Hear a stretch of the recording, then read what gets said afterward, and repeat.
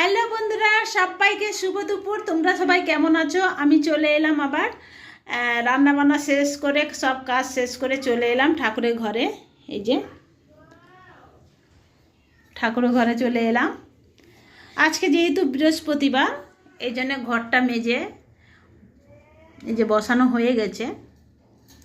আর কিছু কিছু কাজ বাকি আছে, এখনও পুজো পড়েনি, দেব। যাই হোক, প্রদীপটা নামিয়ে নিলাম, এই যে বসালাম। এই যে মিষ্টিটা দিয়েছে, কি মিষ্টি দিয়েছে দেখি, যেহেতু দোকান থেকে দিয়েছে বুঝতে পারছি না। এই যে দিয়েছে, এটা বাটার মধ্যে দেব, ঠাকুরের বাটার মধ্যে। আর মিষ্টি এদিকে ধূপ সাজাচ্ছে, এই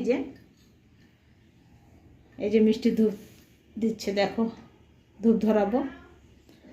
আর আমাদের ঘটফট সব কিছু রেডি হয়ে গেছে, এবার পুজোটা